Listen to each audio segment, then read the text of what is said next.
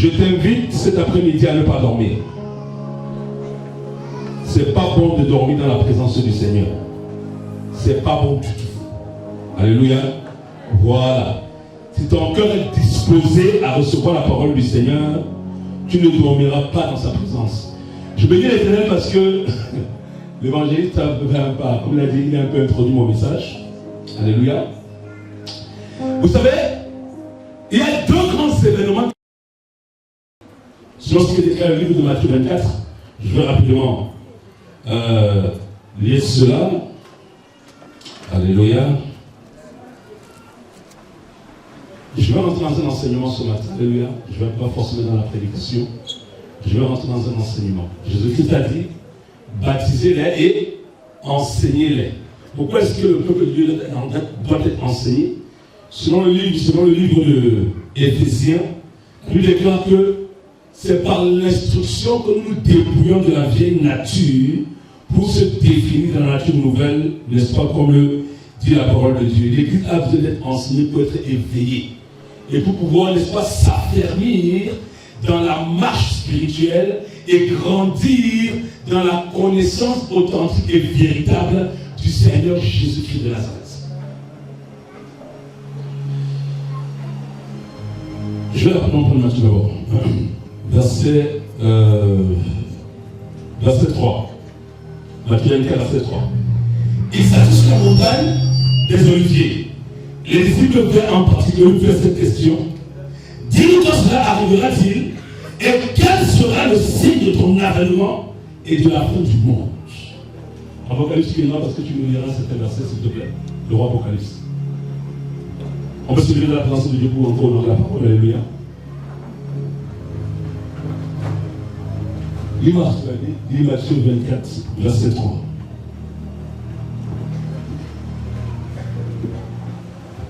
Matthieu 24, verset 3. Il est écrit, il s'assit sur la montagne des Oliviers et les disciples viennent en particulier lui faire cette question. Dis-nous, quand cela arrivera-t-il et quel sera le signe de ton avènement et de la fin du monde? Amen.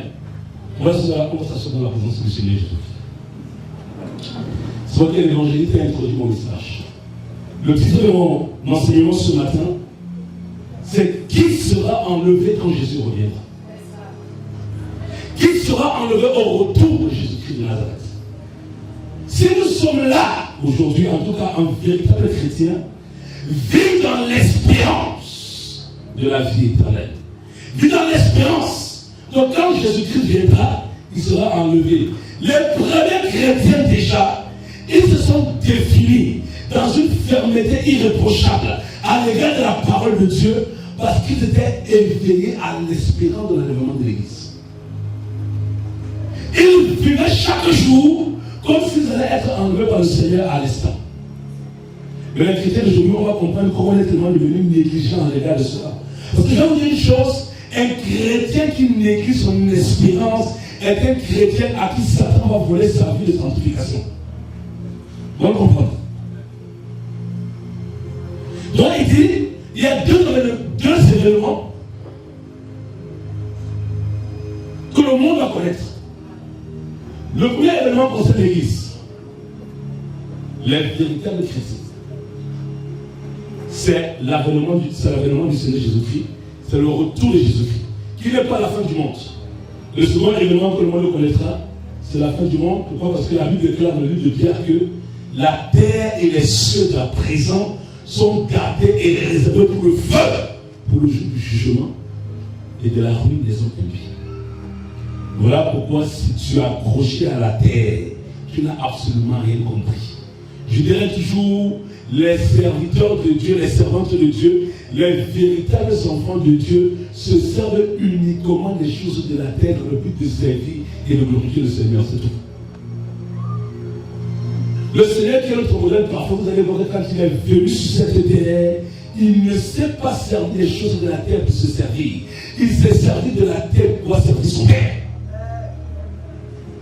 Et un véritable serviteur de Dieu, une véritable servante de Dieu, un véritable enfant de Dieu ne se sert pas de la terre pour ses intérêts. Il se sert de la terre pour les intérêts de Dieu.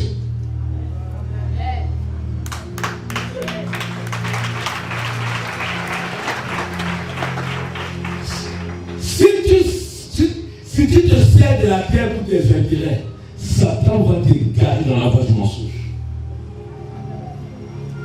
C'est pourquoi l'évangile nous amène d'abord à mourir à nos intérêts propres. Donc, avant de pouvoir vous expliquer qui sera enlevé, parce que tout à l'heure l'homme de Dieu a parlé des vrais chrétiens, je vais laisser donner un tout petit point de mon témoignage en tant que serviteur de Dieu. J'aimerais parler à la haute prière et il y a juste une petite partie que je vais en parler aujourd'hui en fait afin de pouvoir, n'est-ce pas, introduire mon message. Il y a des années, il y a peut-être 4-5 ans en arrière, j'étais allé évangéliser sur la Guyane. J'étais en évangélisation et puis ce jour-là, je parlais à des jeunes personnes, à des jeunes gens qui étaient venus m'écouter. Et ce jour-là, je parlais du paradis et de l'enfer. Et le Saint-Esprit me pose la question, mais si toi-même tu meurs, tu pars où? Pose-moi la question. L'Esprit me demande de lui poser la question, si moi-même je meurs, je pars où? Parce que moi je prêchais aux jeunes là comme c'est eux qui ont besoin de au ciel. Et quand j'ai posé la question au Saint-Esprit ce soir, Seigneur, si je meurs, je pars où? Il m'a dit, tu meurs, tu pars en enfer. Tu n'es pas sauvé. Parce que depuis des années, je n'étais pas sauvé. Parce que depuis des années, je n'étais plus un vrai chrétien. C'est la vérité. Je vivais dans l'illusion du salut. Parce qu'aujourd'hui, beaucoup de chrétiens marchent dans l'illusion du salut. Ils marchent trompés par le diable, séduits par le diable, qu'ils vont entrer dans le ciel sans respecter scrupuleusement les principes de Dieu. Tu es en train de tout fourvoyer. Moi j'ai eu l'honnêteté de dire au Seigneur, pardonne-moi pour ma situation, même qu'il soit trop tard. Je n'ai pas envie d'arriver dans l'au-delà et puis c'est Satan qui va m'accueillir. Je peux être comme cette femme russe. Un jour, il y a une femme russe qui disait, une chrétienne. Et le Seigneur amène une de ses amis. Il dit, je vais te montrer où elle est partie. Et cette femme, le jour où elle meurt, elle dit à son mari, comme c'est qu'elle est partie, prépare-moi, prie-moi, je suis en train de chercher. Elle était tellement convaincue qu'elle irait au ciel. Et le Seigneur montre à son ami, dès que son âme a quitté son corps, c'était les démons qui étaient venus la chercher pour la mener en enfer. Elle était dans l'illusion de son salut. Elle croyait aller au ciel, sans respecter les principes. Donc, comme dit souvent l'évangéliste, le monde spirituel est fondé sur des principes. C'est pourquoi le monde spirituel ne marche pas d'abord avec des sentiments, ça marche avec l'obéissance. C'est la raison pour laquelle le Seigneur déclare, si vous m'aimez, il n'a pas dit sentez-moi. C'est pas ce qu'il a dit. Parce que les chrétiens aiment beaucoup sentir. Il a dit, si vous m'aimez, gardez mes commandements. C'est pourquoi tous ceux qui disent, Seigneur je t'aime, Seigneur je t'aime, Seigneur je t'aime.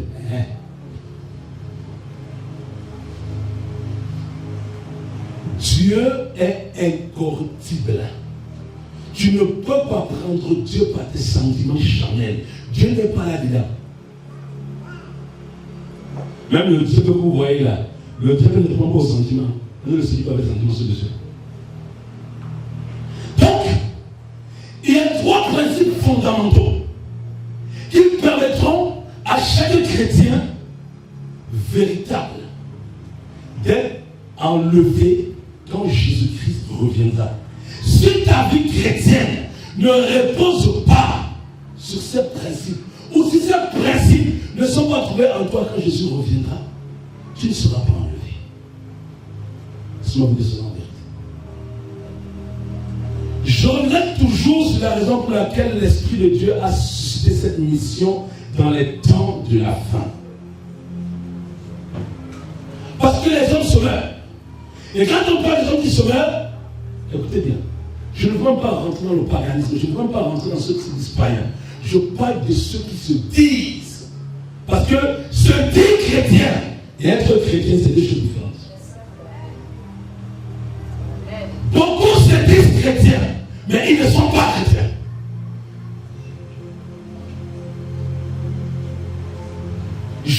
disais chrétien, mais j'étais en train de marcher sur le chemin de l'enfer. Mais comme mon plus grand souci, j'ai dit Seigneur, j'ai écouté les témoignages là-bas, moi je prie là-bas pardon, sauf pour moi j'ai reçu. J'ai dû crier à Dieu sincèrement pour dire Seigneur, je ne veux pas aller dans ce lieu-là. Parce que je sais que ce lieu existe. On le voit pas aussi. S'il te plaît, prends-moi 1 Corinthiens 13, 13. Je vais parler de 3 principes. 1 Corinthiens 13, 13.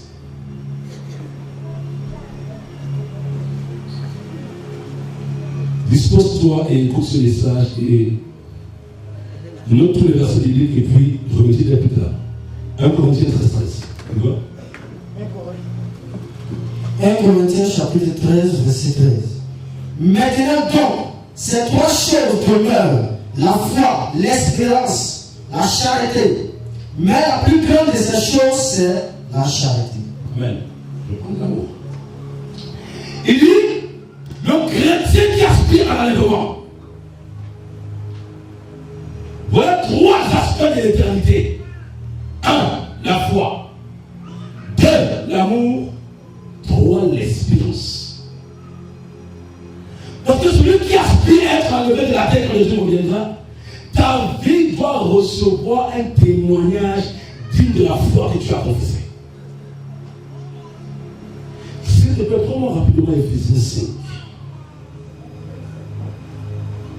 Notons ce verset et méditons-le. Éphésiens 5, tu peux du verset 22 au verset 32, s'il te plaît. Éphésiens 5, à partir du verset 22.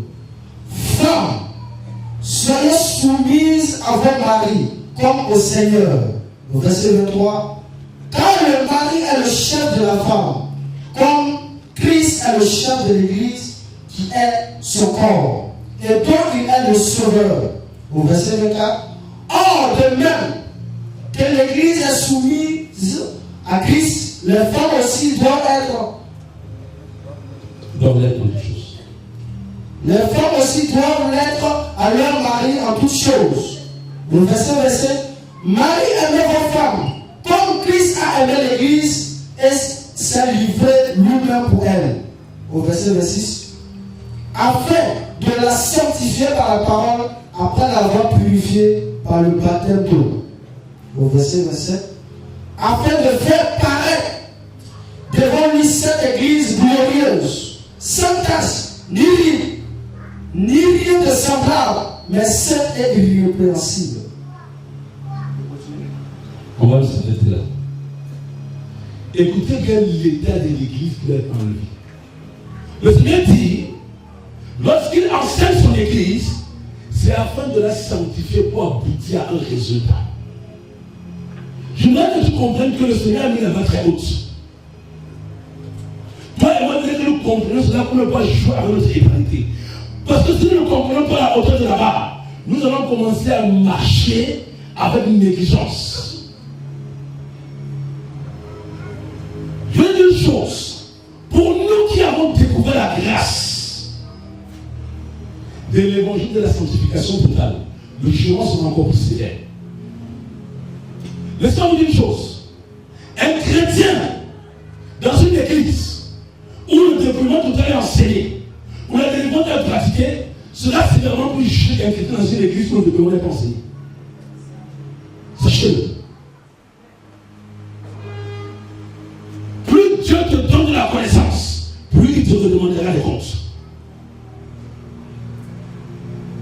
Parce que tu as eu ou tu as reçu ce privilège de te retrouver quelque part où l'Esprit de Dieu aboutit au résultat de la vie éternelle par l'œuvre qu'il fait. Donc, si tu n'es pas sauvé là, c'est ta faute à toi. Il dit, son but, c'est de faire paraître cette église devant lui, sans tâche. Ça veut dire, dans l'Apocalypse, il a dit, rien de souillé ne rentrerait dans mon royaume. Il dit rien de souillé au niveau de ton esprit, au niveau de ton âme, au niveau de ton corps.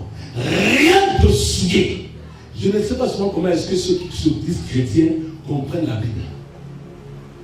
Moi, dans la vérité, je ne comprends pas ça, Dieu est le nom. Il dit rien, nada, comme dit les Espagnols. Rien. Qu'est-ce que cela veut dire?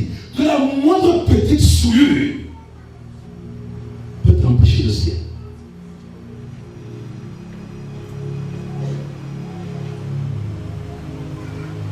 Il veut presque dire sans tâche, mérite. La règle, c'est quoi? C'est l'expression de la vieillesse. C'est l'expression de la vieille nature. Qu'est-ce que cela veut dire? Quand tu arrives à Christ, Dieu n'attend pas simplement de délivrer les démons. Tout à l'heure, l'évangile t'a dit ce que Dieu attend, c'est que nous définissons dans la marche nouvelle. Toute expression de la vieille nature doit disparaître. Parce que le vieil homme n'est pas digne de rentrer. C'est la raison pour laquelle il a déclaré dans 1 Corinthiens 15, la chair et le sang n'hériteront pas le royaume de Dieu. La nature adamique que nous avons hérité du premier Adam là, Dieu dit cette nature n'héritera pas le royaume de Dieu. C'est pourquoi il était obligatoire que pour entrer dans les cieux, les hommes naissent véritablement de nouveau. Ce matin, j'étais à la maison, je me dis le Seigneur qui n'est pas être son serviteur. Et puis, le Seigneur ne me parle des morts spirituels. Il me dit, de ma présence, il y a des morts spirituels. Je ne sais pas si des morts spirituels. Mais tu vois, non. Il y a des personnes, elles reçoivent ma parole. Mais elles ne laissent pas ma parole les convertir. Ma parole les a touchées. Mais le fait qu'elles ne laissent pas ma parole agir en elles, ma parole ne pourra pas les sauver. Le tout n'est pas que la parole te touche. Le plus important est qu'elle te transforme totalement en l'image de Jésus-Christ.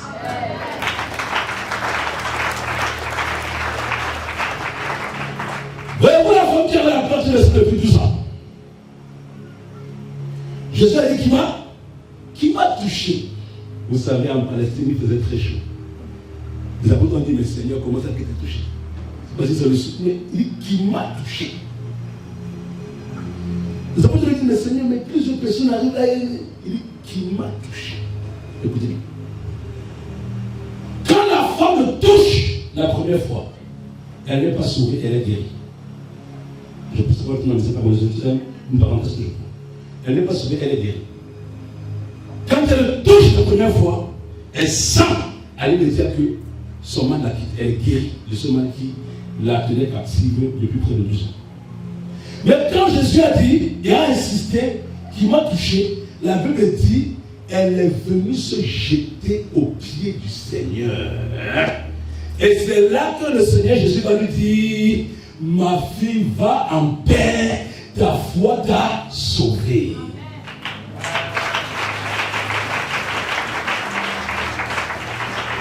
Elle a été touchée. Oui, quand elle a touché le Seigneur, son corps a reçu la guérison, mais son âme n'était pas encore sauvée. Pour que son âme soit sauvée, elle est allée au pied du Seigneur confesser que c'était elle. C'est pourquoi tu ne peux pas être véritablement né de nouveau si tu ne te retrouves pas au pied du Seigneur pour que ton état et confesser ta vie. C'est impossible. C'est pourquoi il prend, il dit ma fille. Pourquoi? Parce que cette fois-ci-là, elle avait vraiment adhéré de cœur à lui. Tu peux venir dans la présence de Dieu. Tu peux venir dans la présence de Dieu et passer à côté. Idem pour les 10 lépreux. Jésus a dit, les 10 n'ont-ils pas tous été guéris? Ne sait-il trouver que ce Samaritain pour venir et donner gloire à Dieu? Les 10 ont vécu la quand Jésus leur a dit, allez vous montrer aux sacrificateurs. Je vous dis une chose. Ils ont eu la foi pour leur guérison. mais ils n'ont pas eu la foi pour leur vie éternelle. Écoutez la différence. Ils ont eu la foi pour recevoir la guérison. Mais le Samaritain, il a saisi la révélation de qui était Jésus. Or, la vie éternelle, c'est qu'ils te connaissent. Le Samaritain dit, mais lui, il me dit, va te montrer au sacrificateur. J'obéis à sa parole, je suis purifié de ma lèpre. Parce que dans la loi juive et dans le livre de l'Exode, c'est le sacrificateur qui déclarait plus ou impur le lépreux. Le Samaritain, son esprit, il saisit qui est Christ. Il sait sa parole. L'obéissance à sa parole me purifie. C'est lui le vrai sacrificateur. C'est pourquoi il retourne tranquillement vers le Seigneur, il se jette à ses pieds. Jésus lui dit quoi? Va en paix, ta foi t'a sauvé. Parce qu'il s'est détourné du chemin de la loi et qu'il a saisi dans son esprit la révélation de la grâce à travers la personne de Jésus-Christ.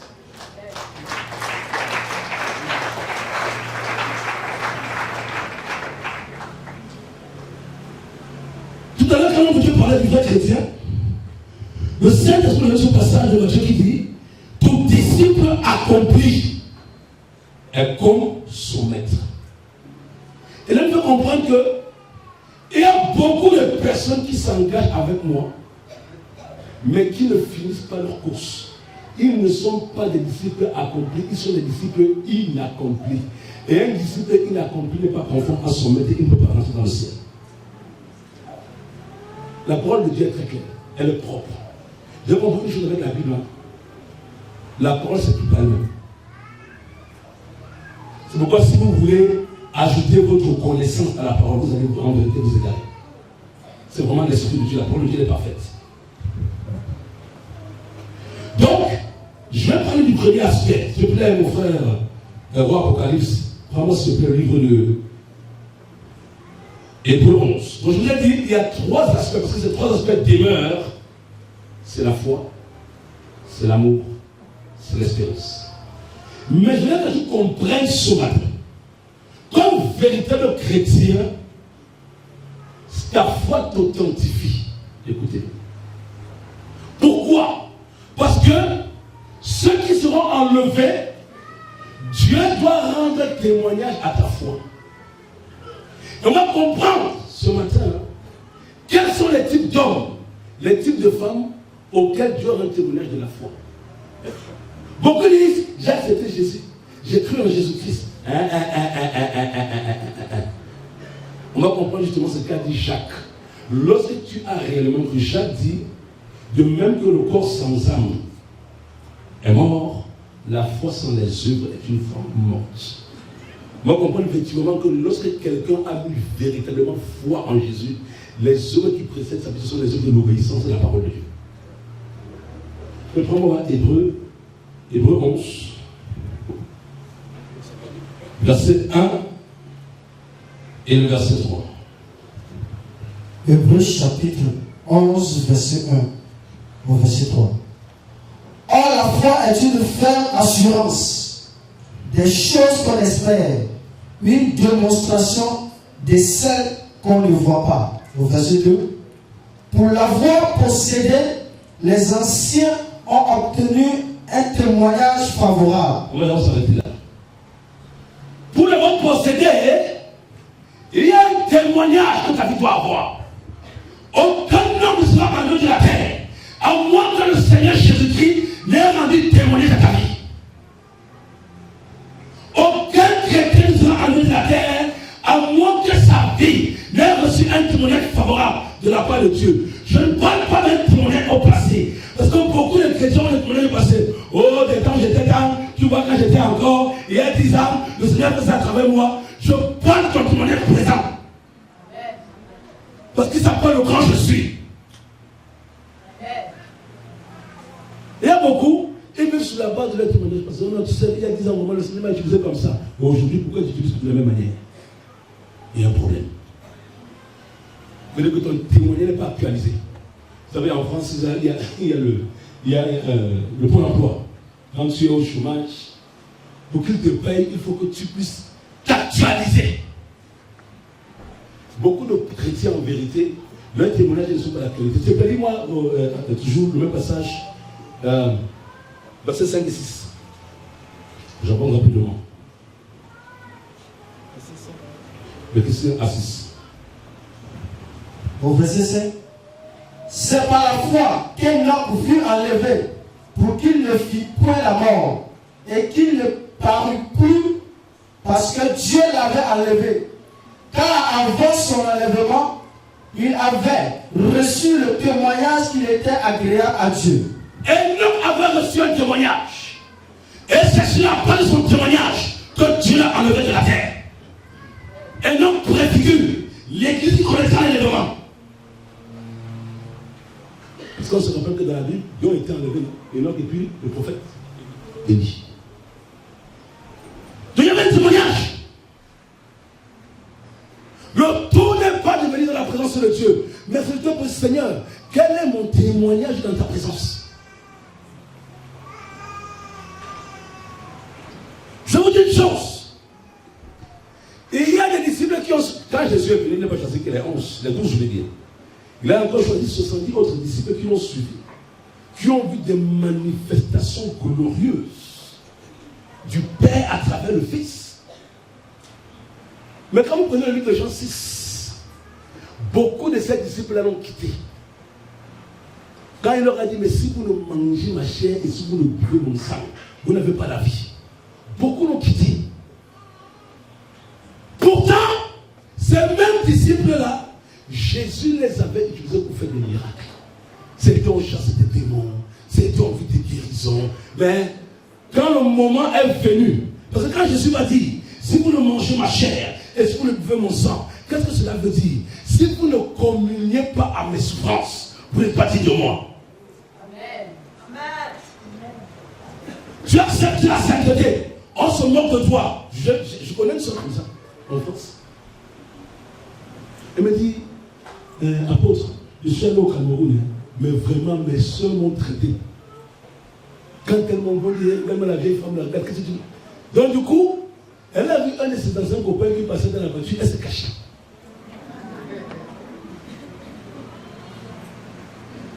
Pourquoi?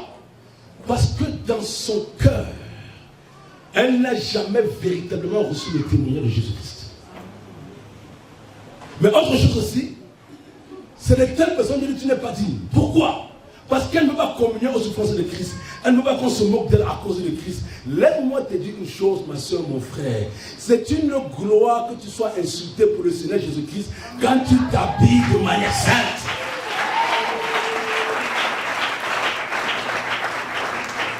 Si tu vois la honte dans ton cœur, alors que tu es habillé décemment, c'est que tu n'es pas encore délivré du monde. Je te le dis en vérité, c'est ainsi. Parce que Jésus m'a dit dans Matthieu 5, heureux serez-vous. Qu'est-ce que cela veut dire? Quand le Saint-Esprit te remplit, et quand tu insultes pour la gloire du Seigneur, cela produit dans ton âme la joie. Ça ne produit pas la tristesse. Parce que le fruit de l'esprit, c'est quoi cela? C'est la joie.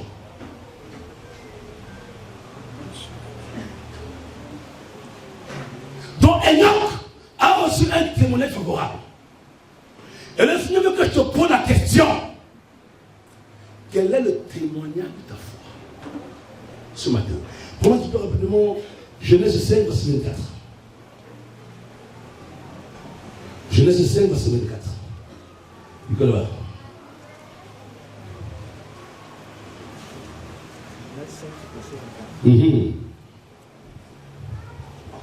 Genèse chapitre 5, verset 24. Enoch marcha avec Dieu, puis il ne fut plus parce que Dieu le prit. Amen. Quel est le témoignage d'Enoch? Enoch marchait avec Dieu. Enoch marchait conformément à Dieu.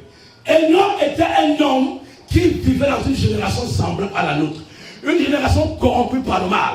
Parce que du temps d'Enoch, quand vous êtes Genèse 6, la Bible déclare que les pensées des hommes étaient uniquement tournées vers le mal. On est en train d'arriver à ce temps-là. Oui, Parce qu'il a dit que ce qui s'est fait du temps de Noé se fera pareillement dans les jours qui vont précéder le retour de Jésus-Christ. Même dans la maison de Dieu, qu'est-ce qui amène souvent beaucoup de chrétiens à se reconnecter? La nature de leurs mauvaises pensées. Ils n'ont pas compris Éphésiens. Au reste, que tout ce qui est vrai, tout ce qui est pur, tout ce qui est aimable, tout ce qui est bon, soit l'objet de vos pensées. Tu as fini ta délivrance, au lieu d'entretenir des pensées qui vont te faire grandir dans la vie chrétienne, tu entretiens encore des pensées qui vont t'amener à régresser. C'est normal que tu ne marches pas, c'est normal que ta sanctification soit compromise.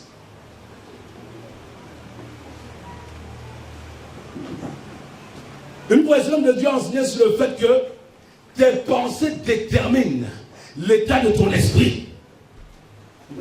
C'est pourquoi on parle de la régénération, du renouvellement des pensées, de l'intelligence. Ça, c'est l'intelligence de ton esprit. Donc, Enoch marchait avec Dieu.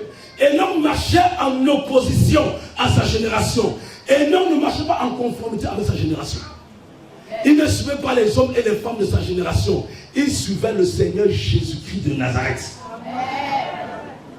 Tu veux te rendre quand Jésus reviendra? Quand tu arrives dans la maison de Dieu, attache-toi à la personne de Jésus-Christ. Donc, je vais vous dire une chose. Tu peux voir l'évangéliste. Quand il arrive en salle de délivrance, tu fais comme si tu connais. Tu transpires même jusqu'à ce que tu m'écris sur place. Mais Dieu t'a vu. Dieu a vu que tu es hypocrite. Lui n'a pas vu. Hein? Il va dire vraiment la seule elle est zélée. Dieu est hypocrite. Pourquoi est-ce que je dis ça? Quand tu viens dans la maison du Seigneur Jésus-Christ, viens pour t'attacher fidèlement à la personne du Seigneur Jésus-Christ de Nazareth. Parce qu'au jour du jugement, tu ne seras pas confronté à l'évangéliste. Au jour du jugement, tu seras confronté au Seigneur Jésus-Christ et à sa parole.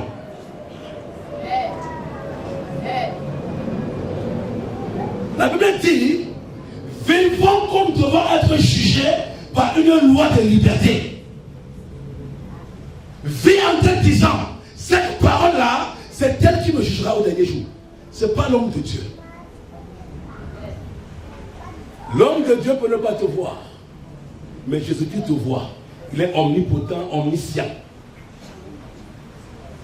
David a dit quoi? Où me cacherai-je? Tu vois partout. Mais souvent, il y a des hommes, quand ils vont pécher, ils vont dans le noir. Homme avec grande tache. Tu as pris la femme de ton prochain, tu vas dans le noir. Tu penses alors que personne ne t'a vu. Attends le jour du jugement. La Bible déclare que toutes les actions secrètes qu'on a faites apparaîtront la lumière. Ce que tu as cru que tu étais dans les ténèbres là, ce jour-là, comme devant Dieu tout est lumière, il s'appelle lumière, tout ce que tu as fait dans les ténèbres paraîtra à la lumière. Même dans la maison de Dieu, mais on dit une chose, l'Esprit de Dieu me dit, il a même parlé du monde des ténèbres. Il me dit, il y a des chrétiens qui sont enténébrés à cause de la nature de leur pensée. Il est là, mais à cause de ses pensées, il vit dans les ténèbres, il marche dans les ténèbres. Parce que ses pensées ne sont pas prises dans la présence de Dieu. Tu es dans les ténèbres quand c'est comme ça.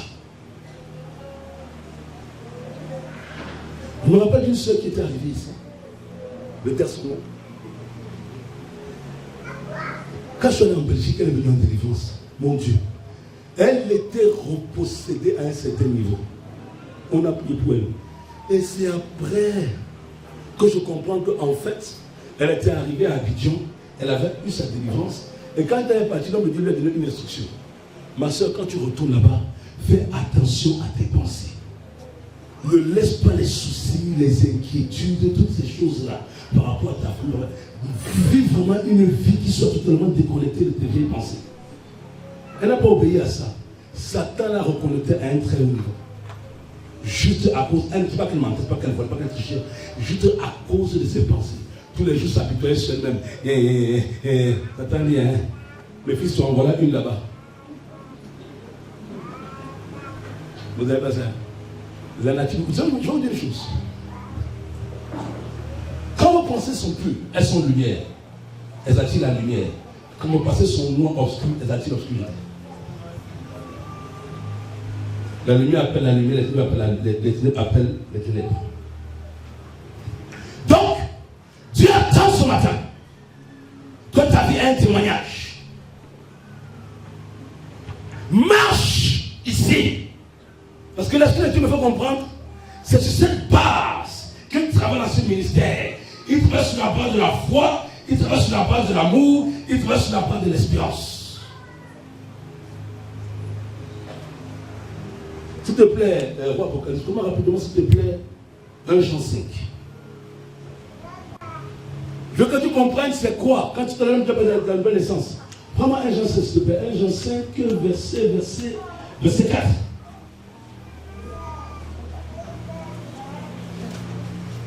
Verset 4 à 5 par là. 1 Jean chapitre 5, verset 4 à 5. Verset 4. Parce que tout ce qui est né de Dieu triomphe du monde. Et la victoire qui triomphe du monde, c'est notre foi. Amen. Qu'est-ce que cela veut dire? Un chrétien réellement né de nouveau, comme nous l'avons dit tout à l'heure.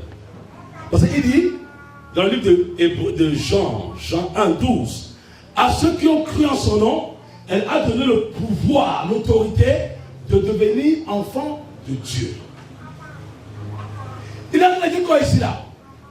La victoire qui triomphe du monde, c'est ta foi. Or, tu deviens enfant de Dieu par ta foi. Ça veut dire que quelqu'un qui est réellement né de nouveau a la victoire sur le monde. Le monde n'a plus d'influence dans son cœur. Le monde n'a plus d'influence dans son âme. Le monde ne l'assujettit plus. Si le monde t'assujettit encore, ta nouvelle naissance est suspecte.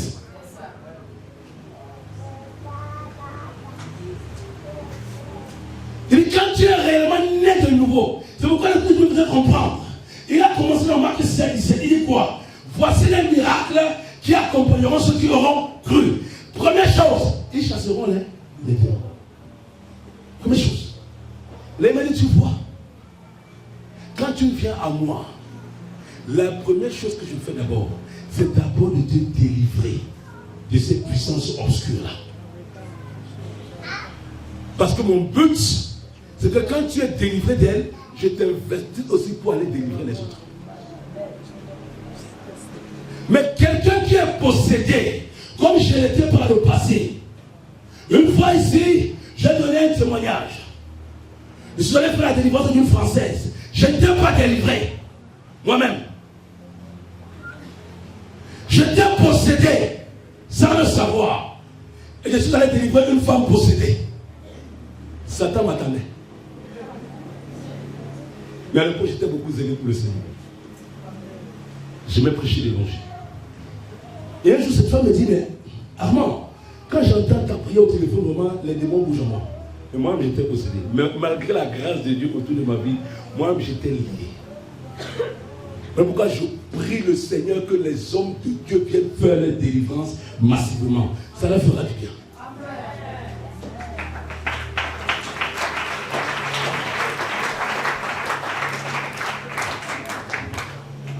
Je suis rentré chez cette femme la nuit. Je sortais de l'église. Dans mon zèle. Bon, à l'époque, je mettais ma foi en huile d'onction. J'avais une bouteille et demie d'un litre d'onction dans cette maison-là. Quand je suis rentré, la jeune femme était là, elle m'a ouvert la porte dans son appartement. Et je lui ai dit, elle s'appelait Dani. Il dit, Dani, on va prier. Fermez les yeux. Quelque chose me dit aussi que toi, là, ne ferme pas les yeux. Il dit, oh, nous les chrétiens, on a la foi, on a la foi. Quelle foi? Quelle foi? Alors que je vivais dans le péché. Quelle foi? Tu n'as pas la foi pour te sauver, tu n'as la foi pour chasser les démons. Satan m'attendait là bien.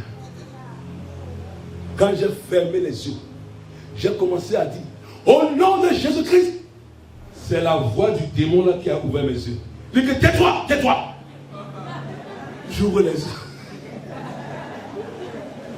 La dame là, elle était transformée devant moi. Je ne sais pas si c'était un chimpanzé, c'était un humain, un chat. Je n'ai pas dit j'ai la foi, j'ai d'abord regardé la porte.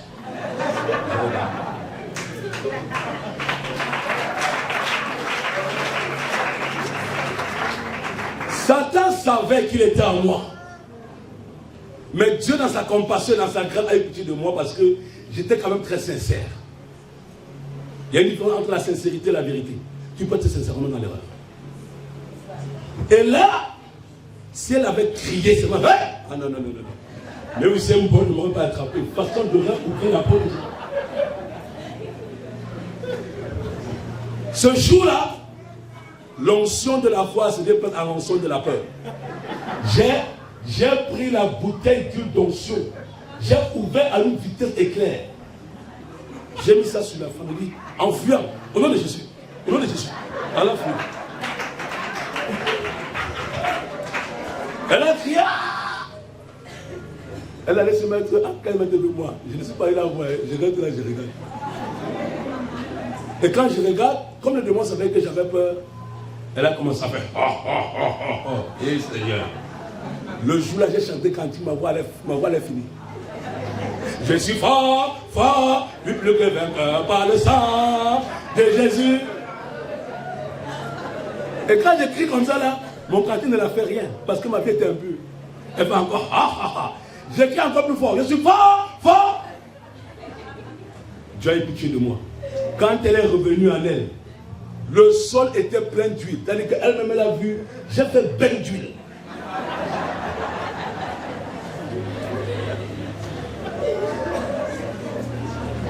Pourquoi? Je suis allé m'attaquer au diable alors que moi-même j'avais des problèmes spirituels.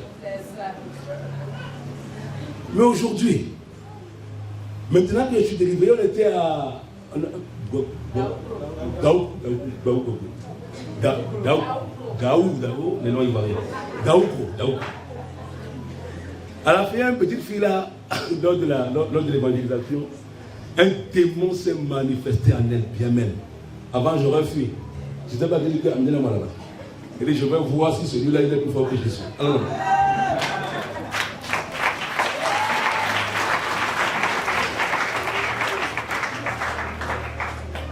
et là, je ne parle pas. Il a dit, on va voir. Pourquoi? Parce que quand Dieu a normalisé ta vie, Dieu t'a investi maintenant de la foi authentique parce que tu lui appartiens désormais véritablement.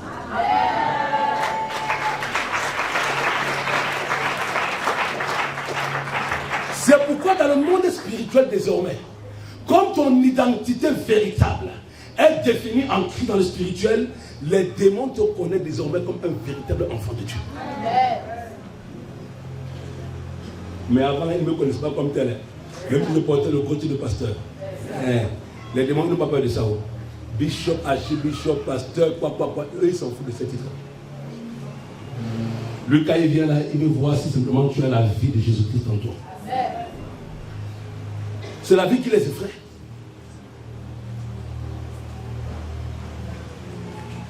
J'ai eu des cas. Avant, je refuse. Oh, on a un Camerounais là, puis qu'on a prié, c'est Baphomet même qui s'est manifesté dans son corps. Il a dit, tu vas partir. Il a commencé à taper. Il a dit, tu vas partir. Jésus est juste sur son trône, tu vas partir. Et il est parti.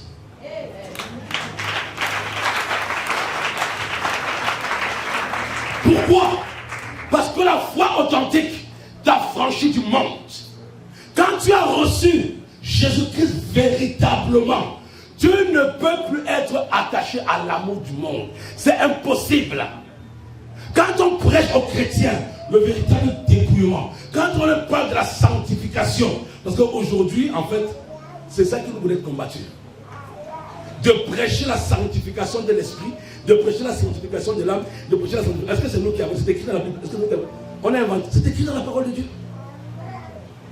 Vous connaissez les chrétiens charnels, non? Les chrétiens charnels, ils vont aller. Je me rappelle une fois d'une soeur qui est venue à Saint-Viateur, elle est devant moi. Il me dit, mais homme de Dieu,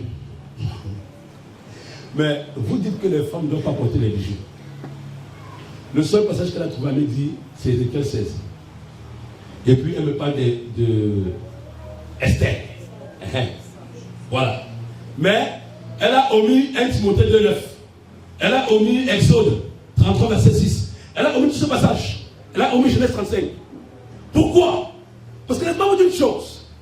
Quand vous ne vous approchez pas de la parole de Dieu, avec un cœur pur, Satan va vous donner des révélations à travers la lettre que vous voulez entendre. Il n'a pas dit à Jésus, il est écrit. À cause de l'état de ton cœur.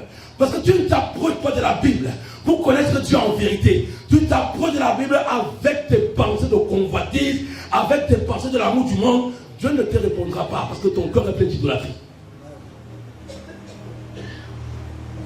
Paul dit à Timothée, cherche le Seigneur avec ceux qui l'invoquent d'un cœur pur.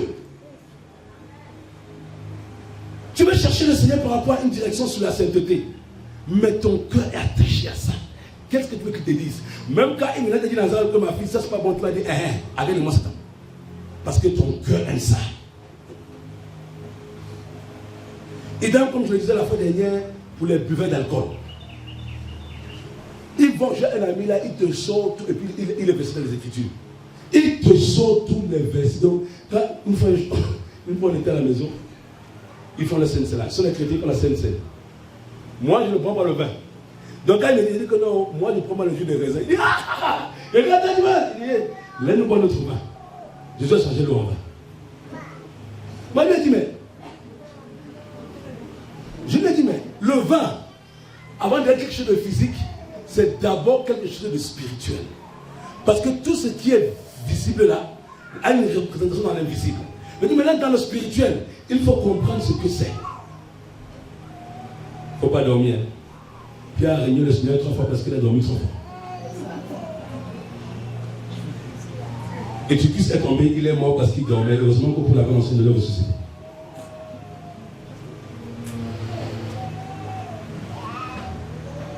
C'est vrai. Pour la prochaine toute l'année, tu disais, oh Paul, arrête, pardon. Le mec il est tombé, il est mort. C'est spirituel. C'est-à-dire que quand tu es dans la présence de Dieu, la mort spirituelle peut t'affecter.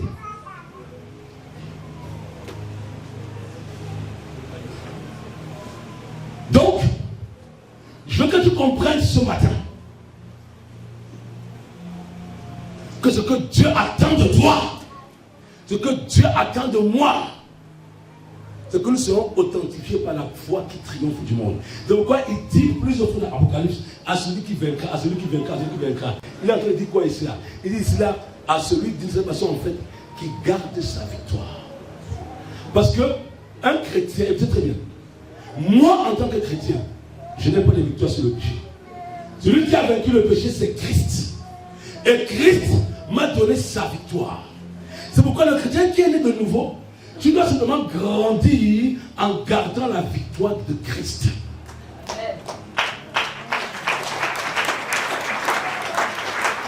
Si tu penses que c'est toi qui es vainqueur sur le péché, ça devient de l'orgueil. La seule personne qui a vaincu le péché à la croix, elle s'appelle le Seigneur Jésus-Christ de Nazareth.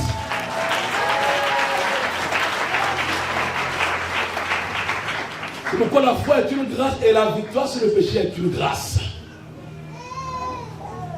1 Jean dit ces commandements ne sont pas pénibles. Je vous dis une chose. La fois dernière, il m'a dit, apôtre, je vois que tu aimes beaucoup conduire. Et c'est vrai, j'aime conduire. Si vous me demandez de faire 2000 km, 3000 km, 4000 km, parce que j'aime conduire, ce n'est pas un fardeau pour moi. Mais j'ai un ami en Allemagne, il a une grosse Mercedes. Il n'aime pas conduire. Lui, quand il va nous faire 200 km, malgré le confort de sa Mercedes, c'est un fardeau pour lui. Pourquoi? Parce qu'il n'aime pas. C'est le secret de l'œuvre de Dieu. Quand vous faites l'œuvre de Dieu avec amour, vous n'en ressentirez pas forcément le poids. Parce que c'est l'amour qui vous anime. Tout à l'heure, je viens de dire, même ça constitue la seconde partie. Donc, je peux rappeler la seconde partie. On dit qu'il y a dans ces trois choses, donc, la foi, alléluia. Et la Bible déclare maintenant que l'amour est agissant par quoi? L'amour est, non, la foi, je l'ai dit, et agissant par, s'il te plaît, je vais parler du deuxième aspect qui est, n'est-ce pas, l'amour de Dieu. Alléluia. Celui qui aspire à l'enlèvement doit aimer Dieu. Écoutez bien. Aujourd'hui, l'Église a un problème avec l'amour de Dieu. Dieu, écoutez très bien. Pourquoi est-ce que tu te délivres? Dieu te délivre parce que Dieu t'aime. Et parce que Dieu ne veut pas que tu périsses éternellement avec le diable. C'est pourquoi pour conclure rapidement d'abord avec ce que je voulais vous dire par rapport à la foi. La première chose que le Saint-Esprit fait quand tu viens, il dit voici les miracles comme nous ceux qui auront cru. L'Esprit de Dieu commence d'abord par te délivrer totalement. Au lieu dans l'église, tellement de choses ont été inversées. Rappelez-vous dans le livre de Actes des Apôtres, chapitre 8, quand Philippe arrive en Samarie. Quand Philippe arrive en Samarie, les premières manifestations en Samarie, ce sont les délivrances. D'abord, avant d'asseoir l'évangile chez les Samaritains sont touchés. Pourquoi? Parce que quand Philippe arrive avec la puissance de Dieu, les esprits impurs sortent des corps de nombreuses personnes. Ça veut dire quoi? Quelqu'un qui adhère au christianisme sans passer par la délivrance n'est pas encore véritablement sauvé. Je vous le dis en vérité. Tout à l'heure, le diable a un sens qui est très vrai, qu'on écoute de plus en plus. Même j'ai des amis en France qui enseignent ça. Ils disent, un chrétien ne peut pas avoir les démons. Et je me rappelle qu'un jour, ils avaient un fidèle qu'ils ont converti. J'arrive dans leur appartement. Et moi, j'ai dit le contraire. Les gars, tu peux être chrétien, si ta conversion de foi n'est pas sincère, Satan te possède bien comme il faut. Il y avait un Français qui était là, possédé. Il ne parlait pas. Moi, quand il dit que ce gars a des esprits, il s'oppose à moi. Il dit non, qu'est-ce que tu dis? Il est baptisé, il n'a pas d'esprit. Ce jeune Français, quand je suis sorti, il m'a suivi, il m'a tapoté à l'épaule et il est tombé sur moi en pleurant. Il m'a dit, monsieur, j'ai des esprits. Monsieur, je suis possédé. La nuit, quand je dors, voilà ce que je vois. Mais eux là, ils sont en train de me dire que je n'ai rien. Alors que ma réalité, ils disent, tu n'as pas d'esprit. Et quand tu dors la nuit, on te poursuit. Tu n'as pas d'esprit, tu as des maris de nuit. Tu n'as pas d'esprit, tu as des phénomènes bizarres qui se passent. Moi-même aussi, je croyais comme toi qu'un chrétien n'a pas d'esprit. Jusqu'à ce que les démons là commencent à me malmener en tant que pasteur. Ma doctrine a changé radicalement. Parce que j'ai commencé à chercher moi-même ma délivrance. Donc, je prends, s'il te plaît, mon frère, je vais enchaîner rapidement et puis on finit.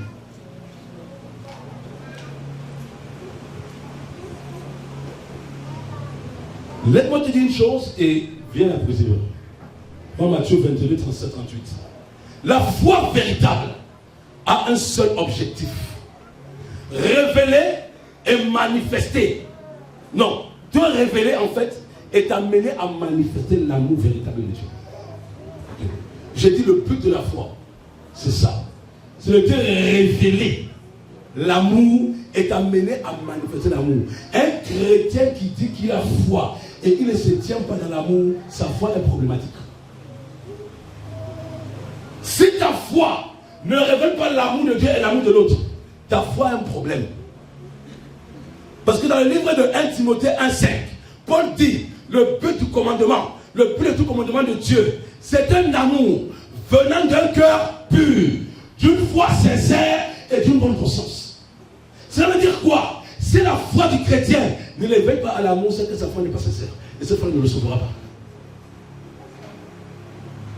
Dieu te donne la foi pour que tu puisses reposer dans l'amour. Prends-moi s'il te plaît Romains 5,5.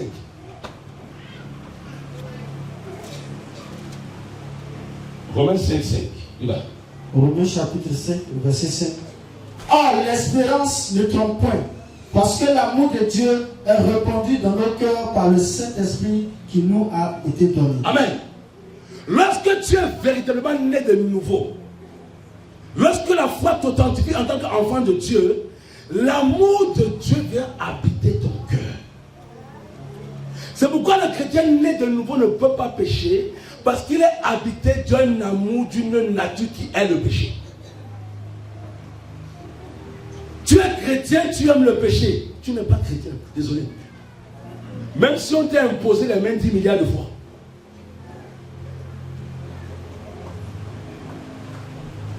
Une fois, une soeur m'a dit une chose. Elle m'a dit, mais les soeurs qui refusent quand on leur prêche le dépouillement du corps de l'homme de l'esprit. Elle m'a dit, mais homme de Dieu, si un ange vient se révéler à toi, L'ange a le rouge à lèvres. L'ange a porté les hauts talons. L'ange a les faux cheveux. Toi-même, tu vas dire, arrête de moi, Satan.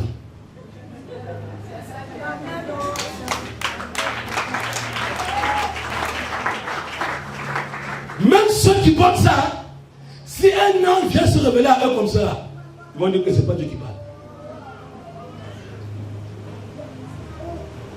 Aimer Dieu. Comment c'est Matthieu maintenant.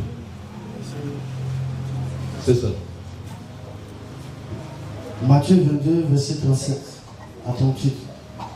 Jésus lui dit, tu aimeras le Seigneur ton Dieu de tout ton cœur, de toute ton âme et de toute ta pensée. C'est le premier et le plus grand commandement. Okay. Au verset 39. Et voici le second, qui lui est semblable. Tu aimeras ton prochain comme toi-même. Au verset 40. De ces deux commandements dépend toute la loi et les prophètes. Écoutez très bien. La loi a été donnée à l'homme dans un seul but. Écoutez bien. Dieu a donné la loi à l'homme dans le but de l'éveiller à l'amour. Parce que quand vous prenez les 10 commandements, en vérité, celui qui vit dans l'amour de Dieu, écoutez bien, observe naturellement la loi de Dieu. Avant qu'on ne devienne chrétien, est-ce qu'on ne savait pas par éducation morale que mentir n'était pas bon, voler n'était pas bon? Ça, on a reçu par éducation morale. Mais quand tu es arrivé à Christ, lorsque l'amour de Dieu t'a touché, l'amour de Dieu a fait ceci, l'amour de Dieu t'a donné la conviction sur le péché. Tu savais moralement que mentir n'était pas bon, mais spirituellement, tu ne connaissais pas les conséquences du mensonge. C'est que quand tu viens à Christ, lorsque l'amour de Dieu te touche, l'amour de Dieu te convainc que tu mens parce que ta nature là est mauvaise. Et que si tu te mets dans cette nature sans changer, ta place est réservée en enfer.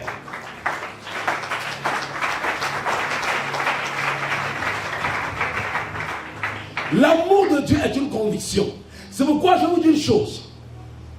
Lorsque vous vous engagez à suivre Dieu fidèlement, parce que l'amour, en fait, un des fruits de l'amour, c'est la fidélité.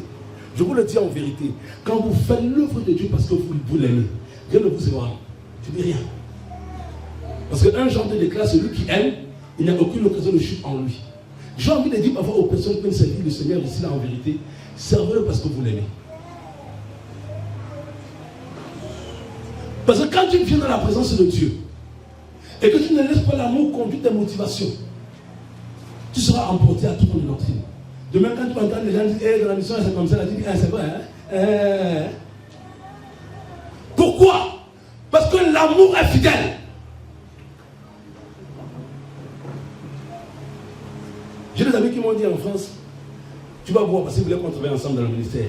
Tu vas voir, là où tu es parti, là, tu vas quitter que parler pour vous là-bas. Je sais ce que Dieu, déjà a fait dans ma vie au travers de son ministère, je le sais. Déjà même.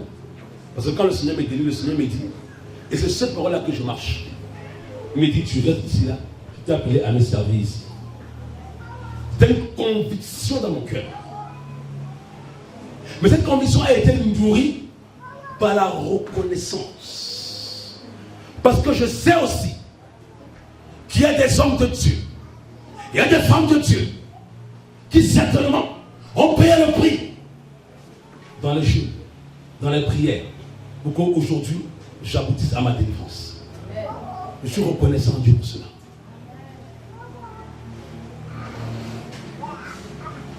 Quand tu t'engages à servir Dieu, je t'en supplie, laisse que son amour conduise tes motivations.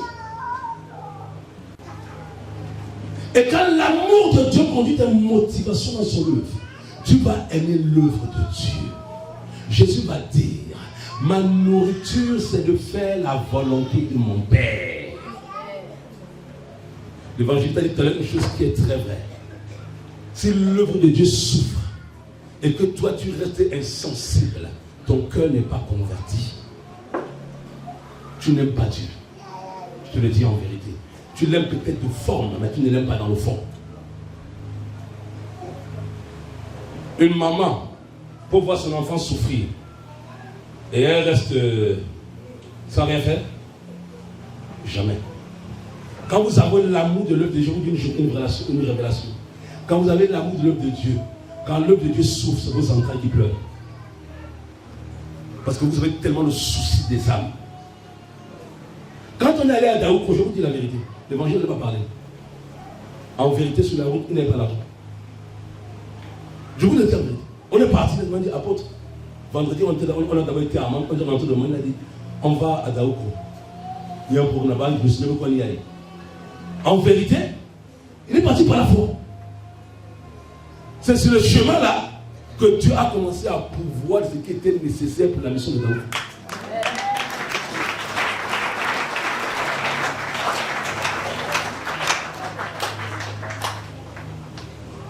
La foi en ce que Dieu est et en ce que Dieu fait ne va jamais te pousser à rester inactif. Parce que la foi est manifeste à travers pas d'abord le visible, mais l'invisible. Il n'a pas dit, Seigneur, tu vois vraiment, il n'y a rien. On reste là, on fait quoi? Seigneur, parce que tu me veux là-bas, il y a des âmes qui gémissent, il y a des âmes qui pleurent. J'y vais pour le salut de ces âmes. Parce que je sais, Éternel, que je ne peux pas me lever pour le salut des âmes que Satan retient captif. Et tu ne pourras pas ce qu'il faut pour les délivrer. C'est l'amour de Dieu qui fait ça. Dis au Seigneur ce matin, donne-moi l'amour pour ton œuvre, donne-moi l'amour pour tes âmes. Tu ne resteras pas insensible. Vous voyez, aujourd'hui, je vous dis une chose. On n'avait même pas de caméra pour filmer le direct. Vous le dire en vérité. On n'avait pas parce que le téléphone avait les caméras pour filmer le direct. Il est déjà mort. On l'a utilisé. Il a tiré sa révérence. Parce que tous les jours, entre les directs et puis les enseignements, c'est ce téléphone-là. Mais on aimerait aussi au Seigneur offrir au Seigneur Jésus-Christ un service audiovisuel de qualité. Nous servons le Dieu de la qualité. Parce que nous aimerons justement que ceux qui nous suivent du monde entier, justement, soient au bénéfice de ceux. Vous allez me demander, mais après, est-ce qu'on en a les moyens? Vous dites oui, pour la foi, on en a les moyens. Je vous ai toujours dit, ici,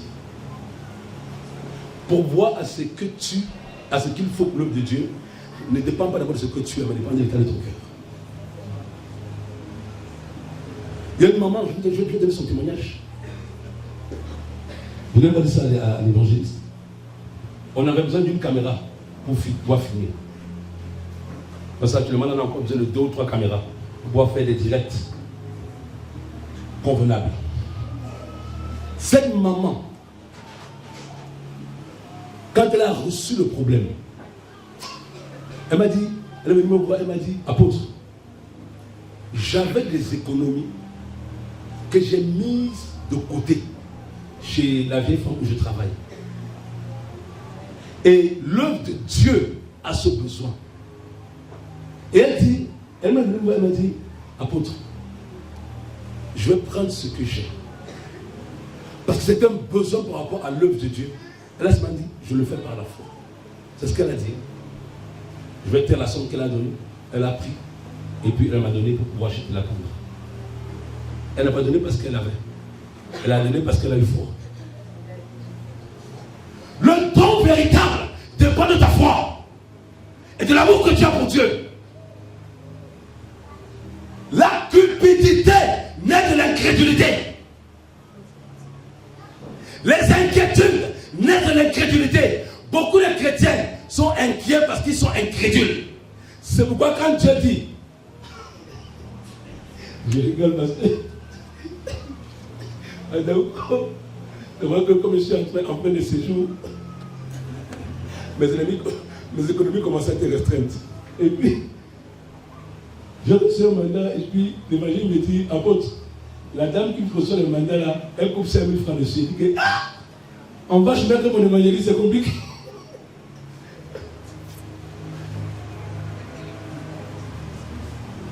Il me dit, mais, apôtre, mais vraiment, il m'a fait une remarque et ça m'a touché.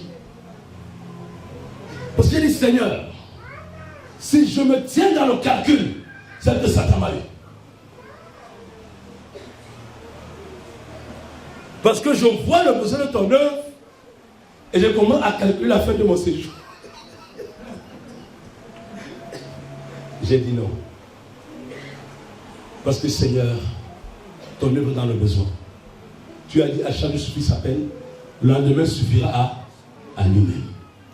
C'est l'incrédulité. Je vous dis, l'Esprit me montre ça. Le Saint-Esprit me montre des mains comme ça. Il me dit, quand souvent les chrétiens ont des mains fermées, c'est à cause du cœur incrédule. Parce que tu ne peux pas avoir foi en ton Dieu. Et l'amour de ce Dieu ne te suscite. Il dit, ne suscite pas en toi le désir de prendre soin de son œuvre, des âmes qui se meurent. C'est impossible. Être à Dieu, c'est de te dire tout ce que j'ai aussi est à lui. On n'est pas à Dieu de bouche. Dans le livre de 1 Jean, il a dit quoi? Ne même pas en bouche, ne même pas en parole, mais en acte et avec vérité. Donc, vous comprenez ici, en fait, je vais finir là-dessus, par la grâce de Dieu. L'amour de Dieu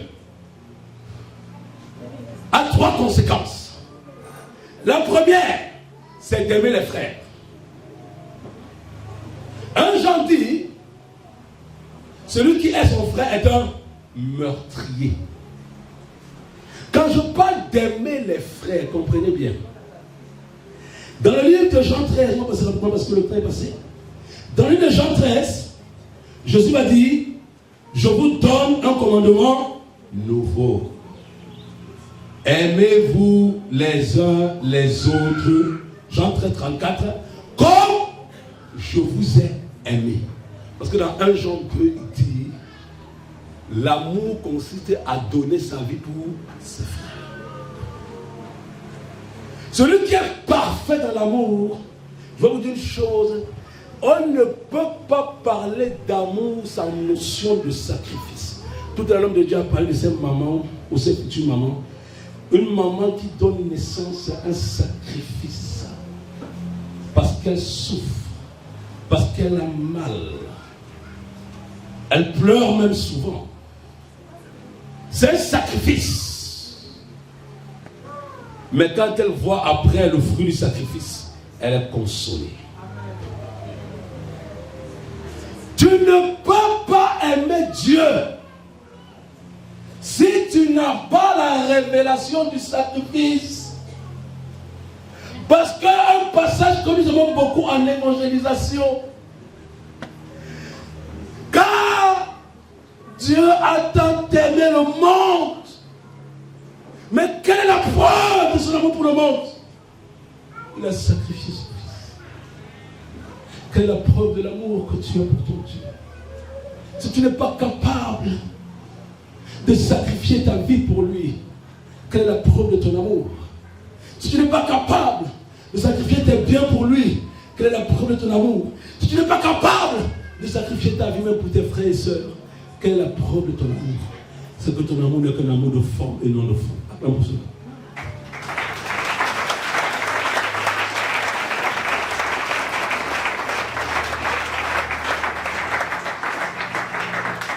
C'est pourquoi un Jean avait déjà cette problématique dans la première église. Il a dit vraiment, n'aimons point en parole. Je connais l'histoire d'un pasteur au Cameroun. On dit quand les frères arrivaient chez lui, les frères tapaient des coups. Ce pasteur était riche. C'est une histoire vraie. Il était riche. Il avait des taxis. Vous ne voyez pas comment est-ce qu'il a fini. Dieu l'avait béni. Des maisons, des taxis. Il était immensément riche. Les frères tapaient des kilomètres. Ils arrivaient chez le pasteur. Ils se disaient, ah, peut-être en partant, ils avaient l'espérance que l'homme de Dieu va nous bénir. Le monsieur a l'argent. Vous savez qu'on a un Bamileke, c'était un Bamileke. Ils ont beaucoup l'argent de Bamileke. Le monsieur a l'argent, quand les frères arrivent, le frère dit, papa, je pars. Que Dieu te bénisse, hein? Hein? Dieu te bénisse, hein? Même le frère dans son rythme m'a tout maudit. Il dit que le papa a l'argent, il est reparti encore à pied. Il a fait faillite, il a perdu tout ce qu'il avait. Il a fini pour dans une cuisine. Parce qu'il n'avait pas compris que ses biens n'étaient pas pour lui, c'était pour l'œuvre de Dieu. Il s'en est servi. À la fin, ses biens ont délaissé. Il a tout, je vous le dis, il a fini comme un misérable. Autant Dieu l'avait béni. Mais il ne savait pas sacrifier. L'Esprit de Dieu me demande de poser la question ce matin. Quel est le sacrifice Dieu. C'est par sacrifice qu'il s'est donné. C'est par sacrifice qu'il a donné. Et toi, tu vas aller au ciel. Tu vas t'enlever avec Jésus-Christ. Et tu ne connais pas la notion du sacrifice. Mourir à soi. Mourir à soi. Mourir à tes envies. Mourir à tes désirs. Mourir à tes intérêts. Pour que seul l'intérêt de Dieu prévale à travers ta vie.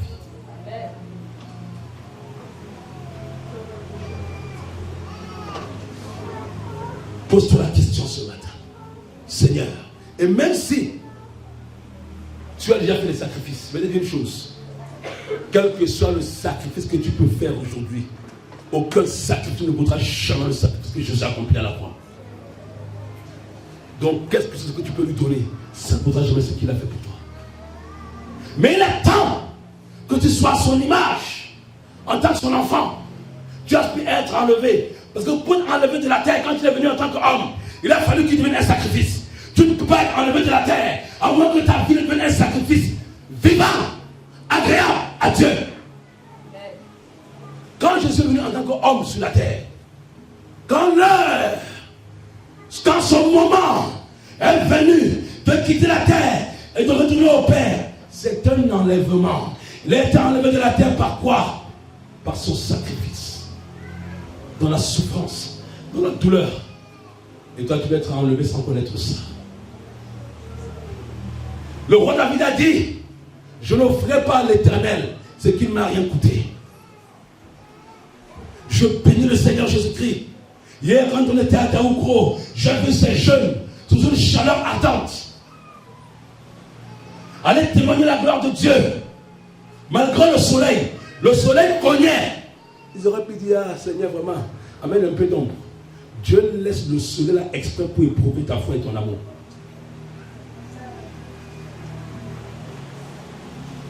Mais le sacrifice qu'ils ont pour Dieu, Seigneur, même sous le soleil, on va te témoigner parce qu'on veut que ta eau soit gagnée.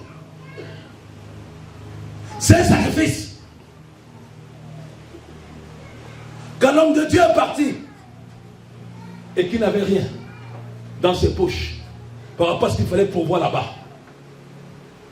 c'est la notion de la foi qui marche sur le sacrifice. Parce qu'il est sacrifié. Tu ne peux pas connaître l'élévation si tu ne deviens pas un sacrifice pour l'œuvre de Dieu. Amen.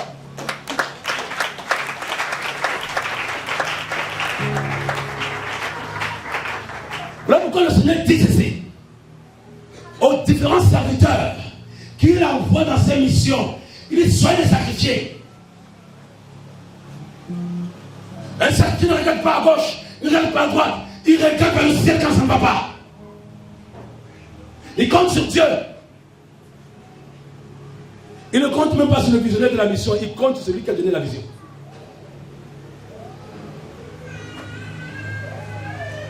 Mais quand tu n'as pas la notion du sacrifice, laisse-moi te dire une chose. Quand les moments difficiles, quand les épreuves vont commencer à surgir dans le ministère, tu vas te compromettre. Parce que tu ne sais pas souffrir pour Dieu. Pourquoi est-ce que les apôtres ont régné le Seigneur? Parce qu'ils ont eu peur de la souffrance. Ils n'ont pas régné parce qu'ils voulaient le régner. Mais quand l'épreuve de la souffrance est venue, ils n'avaient pas la substance. Ils ont régné malgré eux. Pourquoi? Parce que la chair, ils étaient charnels. La chair n'aime pas souffrir. Comme l'a dit l'évangéliste, la chair aime trop son confort. Mais ton confort va te pousser à régner ta foi. Ton confort va t'entraîner dans ce qu'on appelle l'apostasie. L'abandon de la véritable foi. C'est pourquoi j'ai une image où je vois le cœur du Seigneur qui pleure. Encore une fois de plus. Qui pleure sur ses serviteurs. Parce que tellement de mes serviteurs ont apostasé. Ils me prêchent, ils parlent de moi. Mais ils sont devenus comme le jeune prophète. Qui a été détourné de sa vision parce que le vieux prophète l'a amené à manger un plat. Pour un plat de lentilles comme Saül, comme Esaü, je me dis. Tu vas sacrifier ton droit d'aînesse. Et c'est le droit d'aînesse, c'est le droit de Christ. Tu vas sacrifier le droit de Christ pour ton ventre. Pour tes ambitions, pour tes projets. Laisse-moi vous dire une chose que le Seigneur me dit. Le Seigneur me dit ce matin Quand il t'appelle à le servir, et que toi tu résistes, et que toi tu ne réponds pas à son appel, tu deviens comme Ésaü. Tu sacrifies ton droit de laisse. Parce que pour tes intérêts, tu refuses de répondre à l'appel du Seigneur pour le salut des âmes. Là, tu es dans un profane. Tu profanes l'alliance du sang de Jésus-Christ quand tu fais ça. Tu n'as tellement pas conscience de la valeur du sang que quand le temps arrive, le Seigneur te dit, laisse-toi, viens me servir. Tu dis, mes intérêts sont plus grands que toi, Seigneur. Continue comme ça. On verra où tu finiras. Dieu cherche des sacrifiés pour son œuvre. Un sacrifié, l'amour ne te pousse jamais à regarder en arrière. Beaucoup là sont comme la femme de Lot. Quand il commence à servir le Seigneur et que les difficultés arrivent, les combats arrivent, les épreuves arrivent, il commence à regarder derrière. Seigneur, est-ce que vraiment tu m'avais appelé? Vraiment, c'est ça que tu m'appelais à la nuit de prière là, vraiment. Et Satan commence à injecter des pensées bizarres dans ta tête. Parce que tu ne connais pas la notion du sacrifice. C'est lié à l'amour que tu as dans ton cœur. Parce que quand tu n'aimes pas Dieu, tu ne peux pas être fidèle à son œuvre. Tôt ou tard. Je vous ai dit la fois dernière, cette mission, l'Esprit de Dieu me l'a dit. Elle marche sur la base de la foi. Je vous ai dit, l'arbre à argent qui est dans le bureau là-bas de l'évangéliste, ça s'appelle aussi sycomore de la foi. Mais c'est vrai, venez rester à ses côtés une journée, 2 jours, 3 jours, vous allez comprendre. Lui, c'est que je vis à ses côtés, c'est la vérité.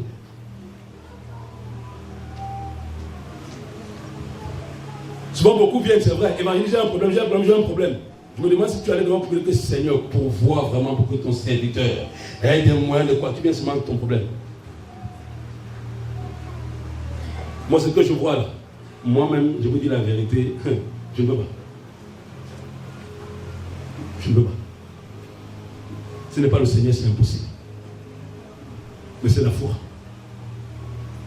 Mais une foi qui se révèle par un amour authentique et sincère, qui se démontre par un sacrifice constant. Un sacrifice constant chaque jour que tu as fait.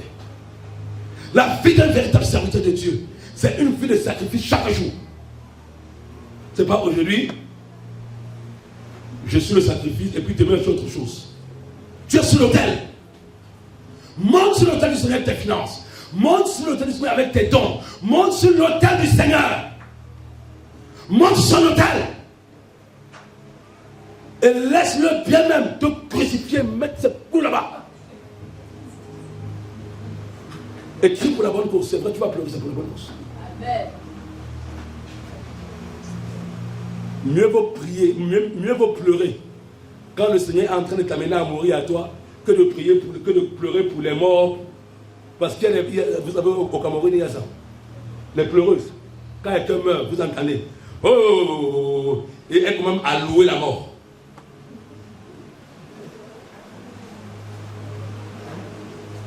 Mais la mort qui te sauve, c'est l'amour de Christ. Quand le Seigneur me dit de dire ça au sacrifié. Aujourd'hui, il dit à ceux qui aspirent le servir dans ce ministère, il dit soyez des sacrifiés. Et le Saint-Esprit me dit ceci. Il me dit, parce que mon serviteur est un sacrifié.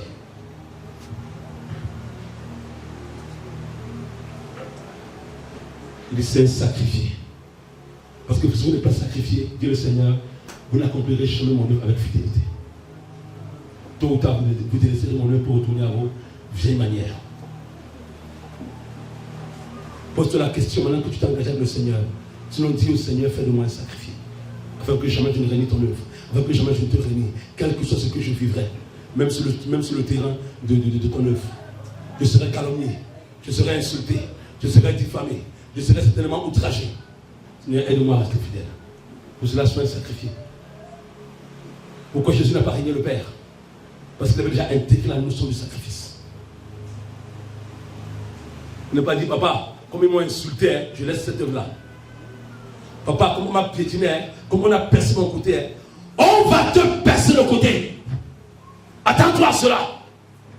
Pas des critiques, pas des choses bizarres, des choses que tu n'as pas fait que tu vas entendre. Attends-toi à cela. Tu ne peux pas mourir à Christ sans souffrir. Tu es venu dans cette mission. Laissez-moi vous dire une chose. Quand je suis arrivé la première fois dans cette mission, il s'est mis à le confort. Le prophète Jérémie connaît très bien. On était à Angers Château. suis entré dans la chambre des hommes où les hommes dormaient. Venant de l'Europe. D'abord, je suis arrivé, j'ai vu que j'étais devant une mosquée. Les sandales. La petite allée, il fallait passer. Les sauts d'eau, je suis où comme ça? Ça, c'était le début. Hein. Quand j'arrive maintenant, il y avait un canapé antique là d'ailleurs. Je me rappelle, un vieux canapé là. Même pour le prophète Jérémie dormait là-bas. Sous les moustiques, sans se plaindre. L'apothéose, c'est quand je suis entré dans la chambre des hommes. Mince. Il y avait des matelas. Je ne sais pas si le matelas a fait la Seconde Guerre mondiale. Et je suis arrivé, j'ai vu un homme qui était là, il avait le pied accroché. Et là, quand j'ai vu ça, je vous le dis en vérité, j'ai compris que Dieu était dans cette mission. J'ai dit à l'évangéliste, si j'arrivais ici que je voyais le contraire, je serais retourné. Le fait d'avoir vu tous ces signes-là, je savais que Dieu était là. C'est comme je l'ai dit souvent, Jésus n'est dans une étable. Il n'est pas né dans un palace. Ici, là, c'est l'étable du Seigneur. Et si tu veux améliorer l'étable du Seigneur, mets tes mains à la pâte de juger.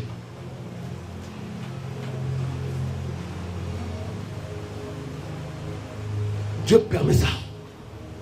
C'est pour t'amener à être sacrifié.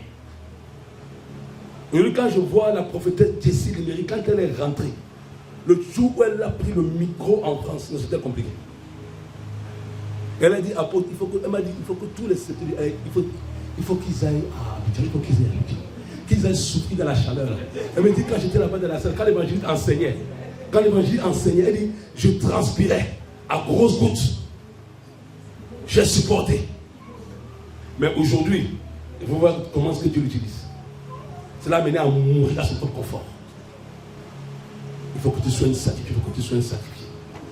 Les sacrifiés, vous savez la force de sacrifier. Le Seigneur me dit, vous voyez le fruit du sacrifié parce qu'il ne se plaint jamais. Amen. Il ne se plaint pas. Même dans son cœur, il ne se plaint pas. Il fait ce qu'il a à faire, c'est tout, et il continue. Amen. Donc, je finis. L'amour de Dieu a 3 conséquences. La première conséquence, c'est l'amour des frères. La deuxième conséquence, c'est l'amour du prochain. La troisième conséquence, c'est l'amour de ses ennemis. Je vais prendre Matthieu 5. Oui. Matthieu 5. L'amour doit te porter à aimer tout le monde. Matthieu 5, verset... Matthieu 5, verset, je crois tout de suite.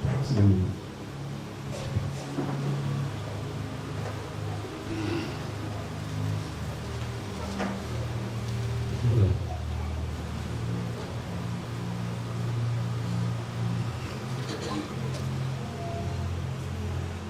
Matthieu 5, verset 44. Verset 43 à 44. Ou 45. Même pas, verset 43 à 46. Matthieu chapitre 5 verset 43. Vous avez appris qu'il a été dit. Vous avez appris qu'il a été dit. Tu aimeras ton prochain. Tu aimeras ton prochain. Et tu haïras ton ennemi. Et tu haïras ton ennemi. Mais moi, je vous dis. Aimez-vous. Aimez vos ennemis. Aimez vos ennemis. Bénissez ceux qui vous maudissent. Bénissez ceux qui vous maudissent. Faites du bien à ceux qui vous haïssent. Faites du bien à ceux qui vous haïssent. Et priez pour ceux qui vous maltraitent et qui vous persécutent. Et priez pour ceux qui vous maltraitent et qui vous persécutent. Verset 45. Afin que vous soyez fils de votre Père qui est dans les cieux. Afin que vous soyez fils de Père qui est dans les cieux. Car il fait lever son soleil sur les méchants et sur les bons. Et il fait pleuvoir sur les justes et sur les injustes. Amen. Jean 3,16 a dit quoi? Dieu a aimé le monde, c'est qui? C'est pas l'ennemi de Dieu. Quand tu es dans le monde, tu n'es pas ami de Dieu. Mais il a aimé le monde afin de le sauver. Alors que le monde était son ennemi. C'est pourquoi, armé de prière, nous avons une devise. Et toute personne qui intègre ce ministère doit appliquer cette devise. Et si on ne calomnie pas, si tu calomnies étant dans la mission, tu portes l'esprit du diable. Et si on prie pour les serviteurs de Dieu, on prie pour les servantes de Dieu, même s'ils ou elles sont dans l'erreur, les sorciers. Parce que beaucoup ne sont pas forcément ennemis de Dieu parce qu'ils le veulent. Ils sont ennemis de Dieu parce qu'ils sont possédés par l'ennemi de Dieu, qui est le diable. C'est pourquoi le Seigneur te dit, aime tes ennemis. L'amour de Dieu se révèle dans le cœur d'un véritable croyant, dans le cœur d'un véritable né de nouveau, par sa capacité à aimer ses ennemis. Amen.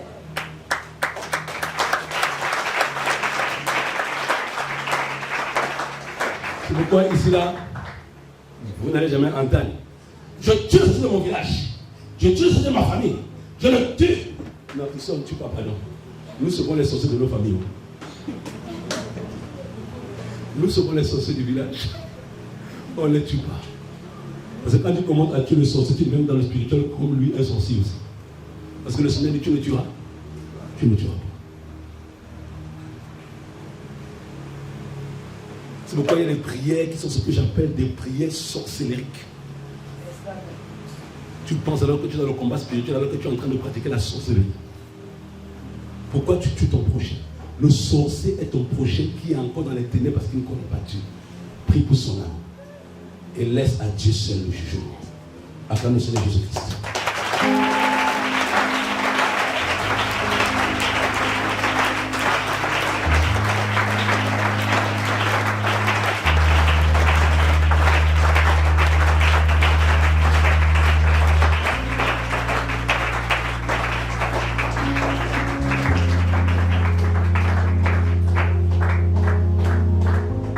Et enfin le Seigneur me dit, si tu es dans cette église, il faut que ta vie chrétienne soit fondée sur l'espérance du Seigneur. L'Esprit de Dieu me dit de te dire, si tu es attiré ici, c'est pour éveiller en toi l'espérance du ciel, l'espérance de la vie éternelle. Parce qu'un chrétien qui n'a pas d'espérance compromettra sa sainteté. Un chrétien qui n'a pas d'espérance, tôt ou tard, compromettra sa sanctification. Parce que 1 Jean 2 déclare, quiconque a cette espérance en lui se purifie comme lui-même il est pur. Et tout à l'heure dans Romains 5, il est dit, or l'espérance ne trompe point, parce que l'amour de Dieu est répandu dans nos cœurs par le Saint-Esprit. Ou Apocalypse. Viens-moi un dernier verset s'il te plaît. On va s'asseoir rapidement. Romains 5, verset 4. Romains 5, 3, 4. Il dit quoi? 3, 4. Il dit quoi? Romains 5, verset 3. Bien plus, nous nous glorifions même des afflictions, sachant que l'affliction produit la persévérance. Au verset 4, la persévérance, la victoire dans l'épreuve. Et cette victoire, l'espérance. Amen. Qu'est-ce que cela veut dire? Le chrétien connaîtra les afflictions, sachez-le. Tous ceux qui veulent vivre pieusement en Jésus-Christ seront persécutés. Mais ici, là, Paul explique que quand tu connais l'affliction, ce n'est pas pour générer en toi le découragement. Parce que tu connais l'affliction parce que tu as entrepris d'obéir à Dieu. Il dit l'affliction doit plutôt produire quoi? La persévérance. Quand tu es affligé, parce que tu es obéissant, ne te décourage pas. Parce qu'il dit, la persévérance va aboutir à quoi? Va aboutir à une victoire qui s'appelle l'espérance. Qu'est-ce que cela veut dire?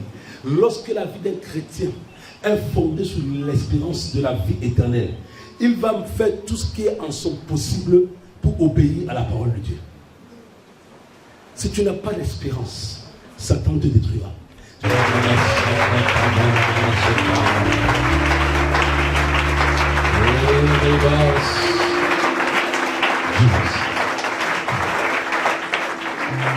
Depuis le Saint-Esprit, est-ce que le frère Achille est là?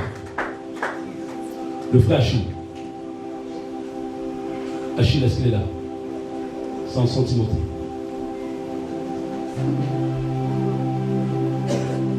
Est-ce que le frère Achille est là?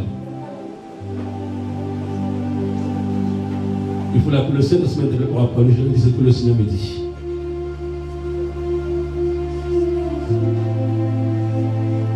On a dit ce que le Seigneur me dit. Vous qui avez la lunette, venez.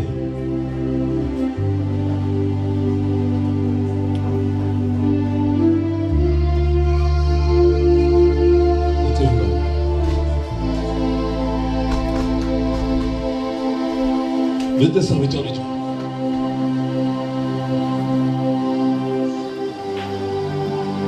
Et je vois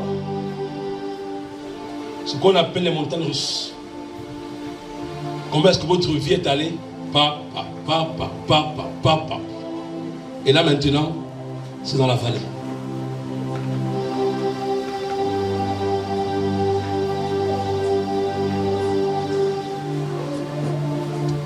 Mais j'entends dans mon esprit détaché. Détaché. Parce que le Seigneur montre que vous êtes liés. Et c'est ce qui a compromis et même freiné, bloqué, stoppé même la grâce que Dieu a mise en vous.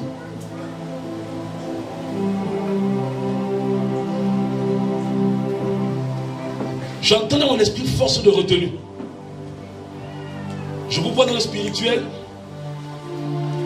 Vos deux mains, vos deux bras sont il y a comme un lien ici, un lien comme ça, et vous ne pouvez pas bouger.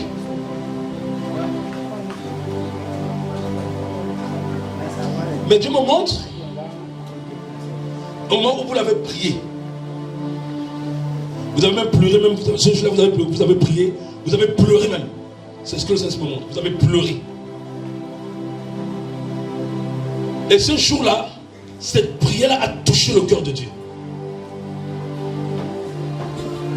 C'est pourquoi le Saint-Esprit vous a conduit ici maintenant pour vous libérer. Et je vois dans l'esprit comment est-ce que quelqu'un prend une épée et coupe les deux côtes et puis vous êtes propulsé.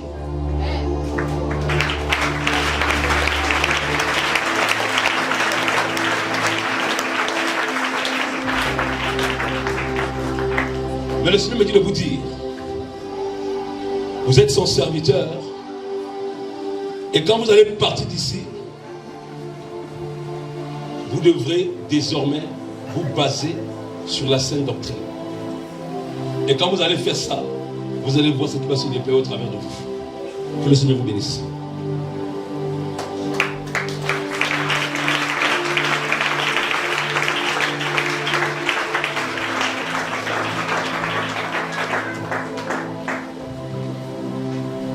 Le Seigneur me dit de te dire que tu es son serviteur. Mais c'est dans son amour pour toi qu'il t'avait amené ici. Parce que l'Esprit de Dieu te dit, le moment où tu es venu dans cette mission, Satan avait déjà compté tes jours en enfer, tu serais mort.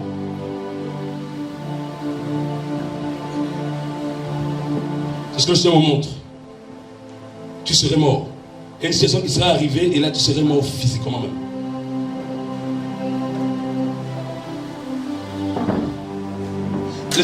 Le Seigneur me demande de te dire de considérer la grâce qu'il a mise dans ta vie. De considérer la grâce qu'il a mise dans ta vie. Mais il dit, mon fils, ma grâce ne pourra pas se manifester tant que tu ne me laisses pas te briser. Et il dit, rappelle-toi de Samson. Samson avait une grâce, mais il n'était pas un homme brisé dans ma présence. C'est pourquoi, bien qu'étant juge en Israël et connaissant la parole de Dieu, il ne suivait pas ma parole, il suivait l'état de sa chair, il suivait sa propre volonté. À la fin, il a fini écrasé par Delilah. Delilah, c'est l'expression de la chair qui peut renverser les serviteurs de Dieu. Delilah, c'est l'expression de la corruption. C'est l'expression du mauvais caractère, de la colère, tout ce qui est contraire à la prospérité de l'œuvre de Dieu dans la vie de ses serviteurs et de ses enfants. Le Seigneur il était dit qu'il a mis des grandes choses dans tes mains. Des grandes choses, des prodiges, même des miracles. Et c'est bizarre, je te vois même, tu veux rester ici, hein, mais je te vois même en train de voyager pour l'œuvre du Seigneur. Mais le Seigneur me dit de te dire, laisse-moi te façonner à mon image. ministère, ce n'est pas d'abord la puissance, mais dit le Seigneur. Le ministère, c'est que ton caractère soit changé en celui de Christ d'abord. J'ai une image où je vois le Seigneur qui est en train de pleurer sur toi. Mais ces larmes que je suis en train de voir, il dit, ce sont les larmes que j'ai versées par amour pour toi. Et il dit, mon fils, je t'en supplie, considère mon sacrifice pour toi. Et laisse-moi totalement gérer ta vie. Parce que je sais ce qui est bon pour toi.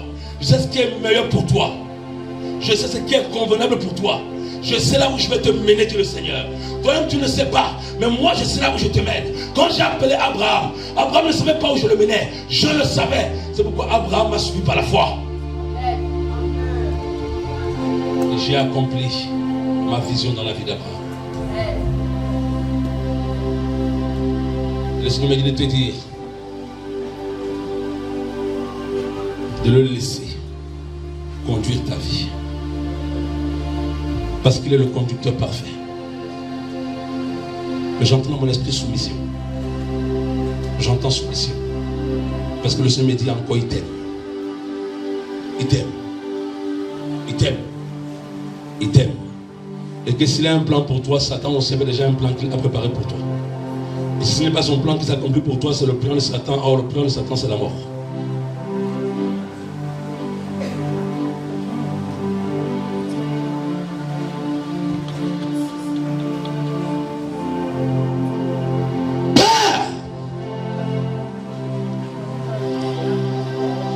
Les puissances de réclamation qui voulaient l'éloigner de ta présence,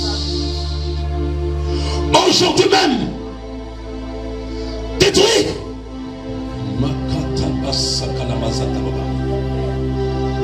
Toutes les puissances de réclamation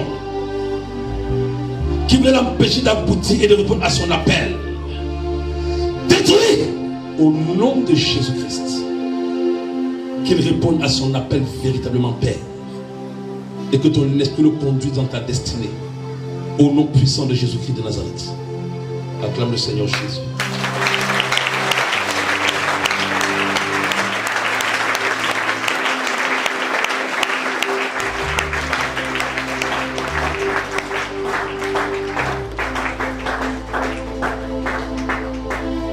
J'entends dans mon esprit, préparez-vous.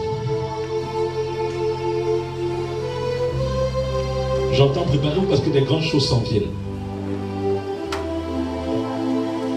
J'entends préparez-vous parce que j'attirerai encore le monde en ce lieu.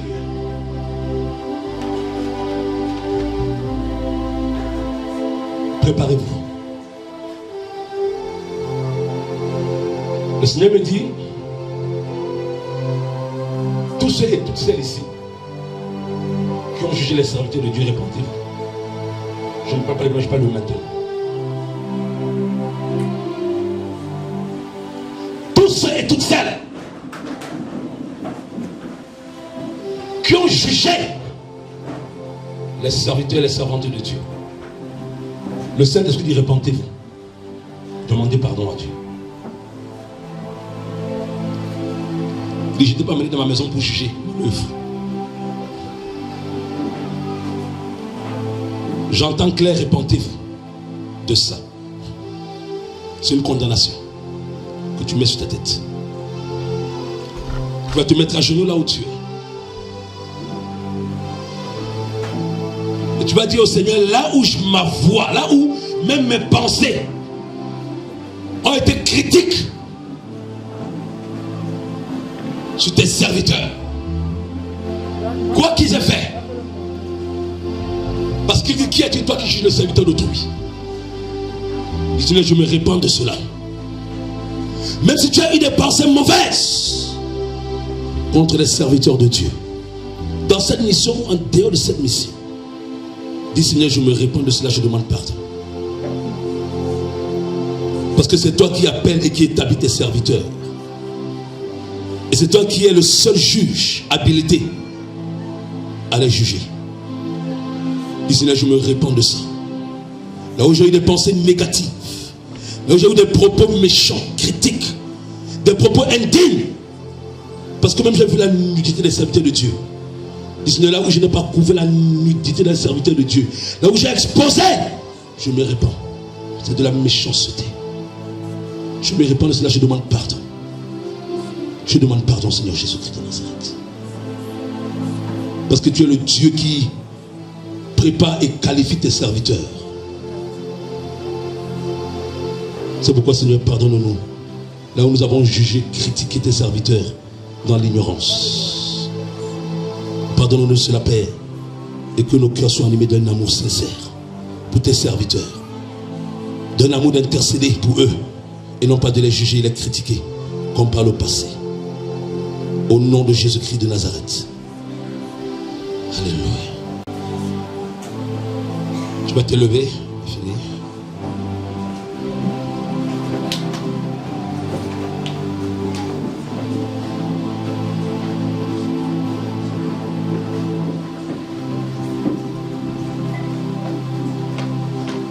Le Seigneur dit, les choses s'en viennent.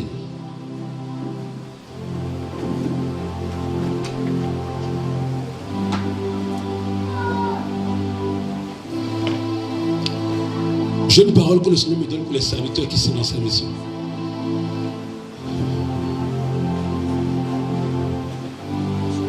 Et pour tous ceux qui aspirent à servir Dieu dans cette mission. Paul a dit, soyez mes imitateurs comme je le suis moi-même de Christ.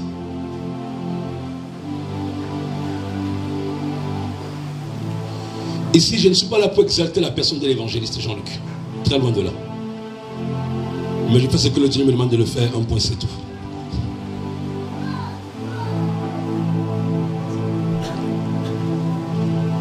Avant de voir ce que le Seigneur me dit, je vais vous donner un témoignage.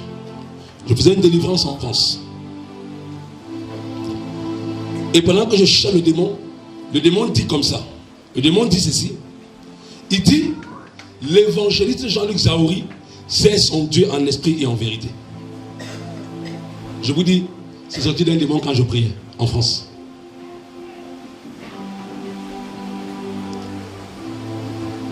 Parce que le Seigneur me dit, tous les hommes et les femmes de Dieu qui sont dans cette mission,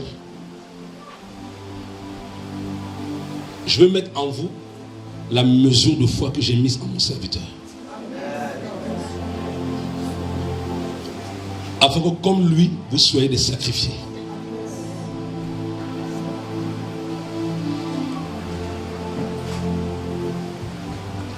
Le Seigneur me dit, Dieu aux serviteurs de Dieu,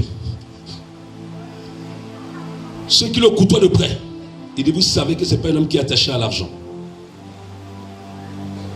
C'est un homme qui n'a de souci que pour le bien-être et le salut des âmes. Et j'entends le Saint-Esprit de Dieu dire, tout serviteur de Dieu qui a cette mission doit être pareil. Parce que le Seigneur me dit ceci. Si tu te laisses prendre par le pied de l'argent, ce n'est pas lui qui te chassera, c'est lui qui t'éloignera. Lui-même le Seigneur qui le fera. Pour que tu ne sois pas une gangrène dans sa mission.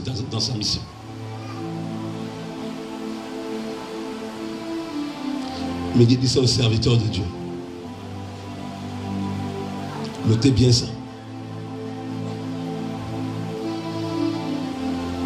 Notez bien ça. L'Esprit de Dieu, c'est pourquoi est-ce qu'il dit ça. Jugez parfaitement vos motivations. Quand vous vous engagez à servir le Seigneur dans cette mission, vos motivations soient pures. Exclusivement pour Christ. Et rien que pour Jésus-Christ. Acclame le Seigneur Jésus-Christ.